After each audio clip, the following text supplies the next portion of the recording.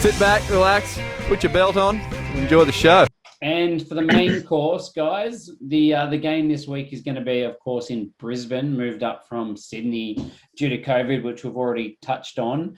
There's been some COVID-affected prep for France. They've been locked in their hotel in Sydney, busing to and from the field at North Sydney so they can train together, but I guess it's not quite been the tour that they were hoping for. And I think that reason alone has probably put off a fair few of the senior French players from coming down here. I know that they're, today being Tuesday, the time of recording, they're flying up to Brisbane today. They get a single training session before playing tomorrow night. So it's a pretty challenging setup for them. How do you guys see this moving forward? What's been happening in the past? Let's get stuck into how we see this game playing out. Well, yeah, I think just before Nels jumps into a bit of the history, it is really interesting, these three games that are really close together. It's 4 days to the next test, and is it 4 again to the last one? 6 and 4. Yeah. 6 and 4, yeah. 6 and 4, yeah. It just makes for a challenging tour, really. But yeah, I don't know. I think we should just be happy that we could move the game to Brisbane and that it will go ahead. And I think it's going to go ahead with a full crowd. So that's exciting. But Nels, why don't you get into a bit of history, mate? Yeah, look, as we get into this history, I think it's really interesting to note that, French don't normally tour well when these teams play each other. Generally, the home side, has a massive advantage. These two teams have played 47 times, so not a lot over a 100-year period. The Wallabies have won 27, France 18, and they've drawn 2, so the Wallabies pipped them there. But they haven't played together since 2016. France haven't won in Australia since 1990, losing 11 times over that period. They haven't won in Brisbane since 1972. That's 1 win from 6 matches. So some good history. You don't win rugby on history. But the last time, the big thing I think going in the favour of France is they've won the last 2 under-20s Rugby World Cups, which is why this group is touted as the French golden generation. A lot of these players are trickling into this first side. We're going to see a lot of them for both teams, actually. We've got, in the Australian side, we've got Angus Bell, Lockie Lonergan, Nos Lonergan, Harry Wilson, Noah Lolosio, all seeking redemption for Australia for their loss in 2019 in the grand final. For France, they've got Jean-Baptiste Gros, Kylian Garachi, Louis Carbonel, and Arthur Vincent. So a lot of these players have played each other and they want to have another crack at each other, which is exciting to see. That's a whole story into itself, isn't it? Noah Lolesio and Louis Carbonel. That's certainly a battle to watch. It'd be great. If only Lolesio was at 10 in that matchup, that would have been extra special. Was it? He was playing 12, was he? He played 12. Yeah. Will Harrison was playing 10, who should have been in the Wallaby squad. But let's not hang up on that. One of the things I went back and I've just been trying to get into the mind of Squidge, who does his analysis of so many of the Test rugby games, and I figure if I can get 10% of his knowledge, then that's a win for me. He did pick apart the vast majority of the Six Nation games this year, and that means that we got to see how a lot of different teams played the French. And the big takeaway for me was how teams approached the game against France with their kicking game. So first of all, the French don't really kick much themselves in an attacking position. There's not a lot of short kicks. They don't kick for like an up and under to contest. Most of the time, they're just kicking long to relieve their own pressure. They're not a team that 60 metres out, 40 metres from their own line, they're going to put the ball in behind you and make you turn and try and pin the corners. They're going to try and run the ball. And if they get into pressure, they're just going to belt it long. The teams that have been successful against the French in this series played very, very differently to that. So I thought really interestingly, first of all, Wales decided that they were going to kick down the middle of the park. The back three from France, although, there's 2 of them that are different in this side and actually less experienced in this side, they really didn't cover the field very well. And when Wales started to kick down the field, they found grass a lot. And they started to cause a lot of drop balls, a lot of turnovers. So I think that straight away there's a lesson there that despite the fact that it's a team with some really solid counterattack, if you can set a really good defensive line and move these back 3 around, there's some real opportunity there to try and catch them out of position. On top of that, Going to need a lot from Tom Banks then. Tom Banks is, he's really carrying all the kicking for our back three. and Jake Gordon and Noah Lalesio. I think that's the thing, right? Like if Noah And even- Lalesio can come to the line and put the little short kick in, or Jake Gordon could put a really good competitive up and under, I don't think that they're quite as experienced. Or one of their weaknesses is probably how they deal with those kind of contests for the up and under as well. I think Lolesio is quite a smart kicker into, kicking into the corner as well. We saw with the, Super Rugby AU with our 50-22, things like that. I think that's going to be quite important with France's inability or their question marks over their ability to exit. So you'll also see, Matt Tamua doing little chip kicks, things like that at the line in terms of attacking situations. And Hunter Paisami, we have a lot of people that can actually kick, not all kick for distance, but kick different types of footy, and it's really going to ask a lot of questions of this back three for France. That's true, and you've just reminded me. Actually, Tom Banks better be taking the penalty kicks for the line. Those straight line kicks he has for the territory. He will be. 100% he will be. And look, the other thing was Scotland, who upset France in the final game of the Six Nations to ruin their chance of winning the title. I thought the real interesting thing with that one was Finn Russell just constantly put in short little kicks, so many little grubbers, so many little chips over the top, just to turn the French defence around, because they do play with such a high line speed.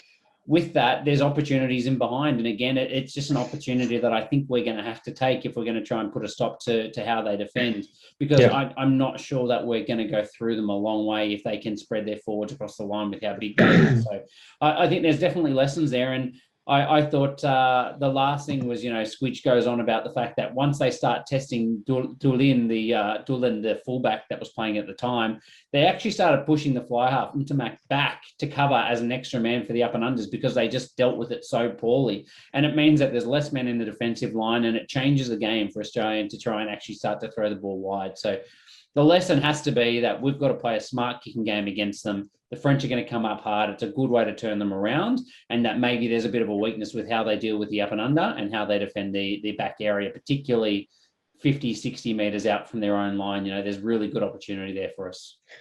Yeah, I think their back three is quite inexperienced. I also think something that the Wallabies are going to really try to do here is play a very high intensity early on in this game. Ask a lot of questions of this defensive line, as we said, with those kicks with their back three, hitting Korombete in the inside, using Paisami to really drill through that 12-13 channel as well. I think they're going to be playing a very, very fast game and trying to create these gaps in this doubt in this French side. And I think kicking is definitely going to go a long way to creating those opportunities.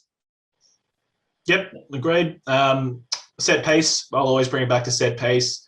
They love some set piece up in the Northern Hemisphere. And as I've talked about before, they love the scrums in France. So won't go on very long about it, but yeah, they've got a really big pack. Demba Bamba, very excited about him. But I think, they'll really need to, perform in their set piece early because I think we can all say we're expecting in the second half with that bomb squad Wallabies, forwards coming on. I think that we'll be taking them to school in the second half of the game. So it'll be interesting to see how they front up in the first half. I don't think anyone knows who's going to dominate the set piece.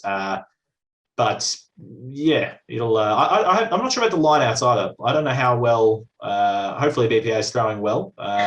With Matt Phillip back, that should be good. Yeah, at least there's some continuity there from what they did last year with BPA, Phillip, and LSL. They've played a little bit more together now, and Harry Wilson for that matter as well. So I think it does help that they have a little bit of a relationship now where they've actually thrown to each other for a little while. Yeah, and Nelson talking about high intensity, I think apart from that as well, what I'm looking forward to is with our big back rowers, our big ball runners, just having some go forward ball. Australia plays 10 times better when we're getting quick ball and on the front foot. The difference that it makes is unbelievable, and Jake Gordon will be absolutely screaming at his forward pack, and he picks it up and gets moving. He's probably one of the quickest halfbacks in terms of just getting the ball out from the ruck and moving. So, it's going to be very exciting on that front. Yeah. Any other particular matchups or anything for you guys? No, I've called mine out. My matchups to watch are Demba Bamba and Tupou, Damien Penaud and Goran Bete. And yeah, I guess even though they didn't front up against each other, it's going to be about the young guns steering the ships, Louis Carbonell and Noah Lelesio, really. So. Yeah, I think just generally, I think that's something that's going to be an important thing for the Wallabies is, and it's right for the team 1 to 15. Our defence has been an issue, I think, through the last few years. We have the ability to score points, but we never seem to be able to stop the other team's ability to score points as well. And I think that's how we end up losing most of our games. So it's been a very big focus for the Wallabies coming into this series. This is a French team full of flair, lethal outside backs, choosing those lethal outside backs rather than kickers and other style players. So I think it's going to be very important for some starch and a really solid defensive matchup for the Wallabies here. Yeah, look, I completely agree. And I think what we can take away from the Darwin cohesion stat is that defence is a massive reflection of that. And with these two sides trying to get to know each other and with so much attacking flair on both sides, I'm actually expecting a really high scoring game. So for me, I think I'm looking for, a win for the Wallabies, obviously, but I'm expecting a lot of points on the board and a really exciting game to watch. Last thing I was going to say, actually, Harry, I love that, the Darwin start. You should call it like the DCI or something, the Darwin Cohesion Index. You know what I mean? Just get that. What about the Darwin theory? Yeah. I was going to say, touching it on again, defence and intensity, physicality. For mine last year, with the Wallabies' first Test match of the year against the All Blacks, what I loved to see was the forwards sprinting up out of the line. That line speed, Harry Wilson, Taniela Tupou, and just absolutely putting someone on their ass. How good. Yes, we're not playing the All Blacks, but it's the first of a 3-match series. You've got to come out absolutely firing like that. Look, so that's what I'm hoping. Let's be honest. You're going to expect Valentini, Wilson, Tamua Paisami, all these people to come out of this line, Hooper, come out of this line trying to absolutely physically rattle this big side early on in this match, and it's going to be exciting. I think there's going to be a very exciting opening 20 minutes in this match. It really should be a competition. Who can put the biggest hit on? You know what I mean? Who gets bragging rights at the end of this one? I like that. Who knocks the most teeth out? That should be the biggest hit wins some money. Yeah. All right, boys, tips on this one. I'll go first since you've nominated me to go first. The Wallabies are going to win this one. They're going to take it home comfortably in the lost for words here, but the safe haven that is Suncorp. Fortress, is that the word? Fortress, yeah. I was really struggling. Just couldn't think of the word fortress. The safe haven. I don't know. All right, Wallabies are going to win this game, and I think there's going to be a lot of points. I think we all talked about this. It's going to be pretty free flowing, bit more defense optional, but two very attacking sides. I think the Wallabies will win this one. Let's say 35-21. Okay, 14 points. 14 points, yeah. I like it. I don't know if we're. Are we? I don't know if we're doing scores. That's yeah. I don't know. No, scores and margins. I like it. Okay, yeah. Okay, so the Wallabies are going to win by 10 for me. I think that's on the lower end of the scale, but I just don't have faith that the Wallabies can put people to bed at the moment. So I think the Wallabies are going to win this one. It's going to be pretty similar. I'll say 23 to 33, obviously, then. Oh, wow. It's almost exactly what I was going to say. I was going to say 8 points. I think it's going to be a little bit closer. Everyone seems to be right in the French offer. I think we are a team with a lot of work on, and particularly with a new 9 and 10, it's not exactly a really steady spine of our team. So I'll tip the Wallabies because I'm wearing a Wallabies jersey, of course. But I was going to say 30-24 to narrow the margins. I like the total score. Wow. Thinking. Yeah. 30. I don't know. That's why we never do that. Don't know why that's what I came up with. But yeah, for mine, Matt, I'm worried that there's so many points going to be scored in. This is Test rugby we are talking about. I might have been a little bit too encouraged by the Kiwis defeating Tonga 102-0 last week. It's not really going to be a game like that. These are all international test players. It's going to be tries, though. You know, this is going to be an open game. Teams feeling each other out. Some poor defense. I think this is going to be an exciting match. I'm just buoyed on by, and I'm going to go on about it again, the bomb squad, mate. That front row and Nazarani coming on, those last 20 to 25 minutes, they're going to give it to them. One thing that I'm quite nervous about is I love that there's some positivity in Rugby Australia, but if this was the top French side coming out, we would be horrified if people were saying we're going to win by this much. I know they're a weakened side, but they have some serious depth. We don't have our full strength side, and we have a 4 debutants.